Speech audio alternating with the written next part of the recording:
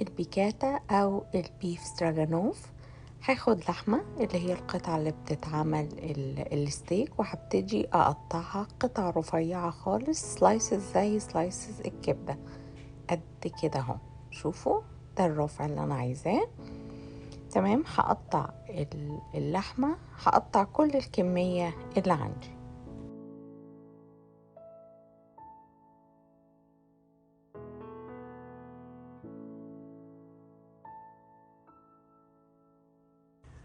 تمام، في صوص توم هقشرهم وههرسهم.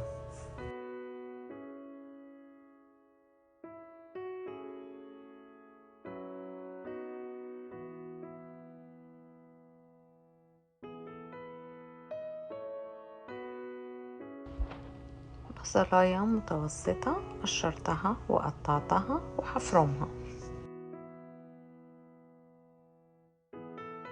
على نار متوسطة. هاخد الطاسة بتاعتي، احط فيها شوية زيت، احط فيها فص توم من المهروس، وهحط كمان مغرفة واحدة من اللحمة اللي احنا قطعناها. هنقسمها لمغرفة مغرفة، مش هناخد الكمية كلها، هنقسم اللحمة جزء جزء. كل جزء هحط معاه تقريبا معلقة زيت كبيرة مع فص توم واحد، وابتدي اشوحها على الوشين.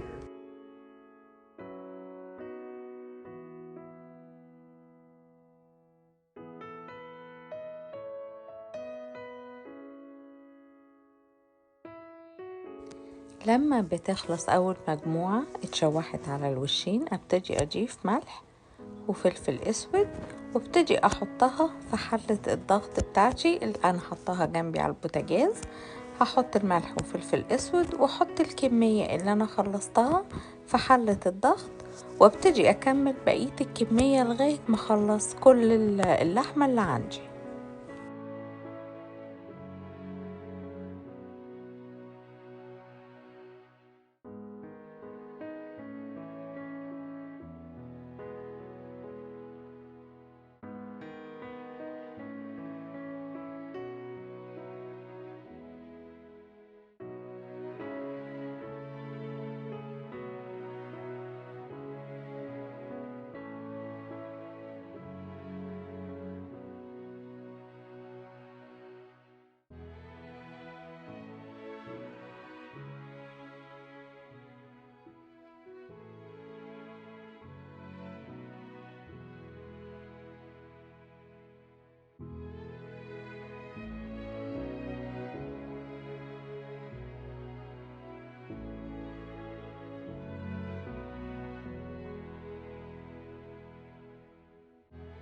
بعد ما خلصت كمية اللحمة كلها وحطيتها في حلة الضغط، نفس الطاسة احط فيها شوية زيت، وهبتدي احمر فيها البصل اللي احنا قطعناه.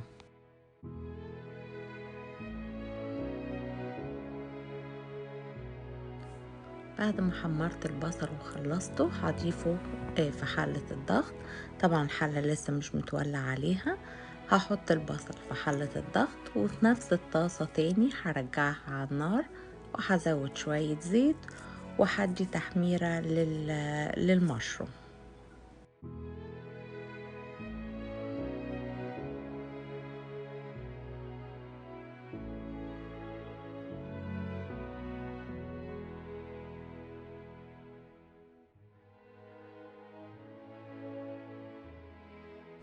قبل ما اولع على حلة الضغط هبتدي اضيف معلقة وفتفوتة من الصلصة، وهزود كمان معلقة كبيرة بقدونس ناشف، وده اختياري.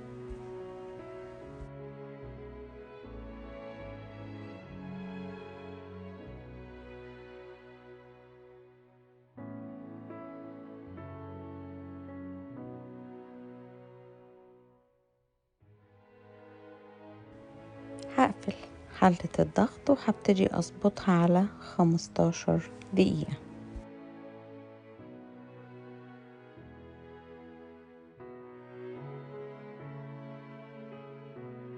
بعد ما خلصت ال15 دقيقة وفتحت عليها، هبتدي اضيف عليها كوباية شوربة كريمة المشروم. هحط لكم الطريقة في صندوق الوصفة من تحت، عشان لان انا عملتها فيديو قبل كده. ممكن نشتريها جاهزة او نعملها في البيت، وزي ما قلت لكم هحط لكم الطريقة، الرابط بتاع الطريقة في صندوق الوصف. كده هي جهزت، وهنبتدي نحطها في سيرفيس ونقدمها.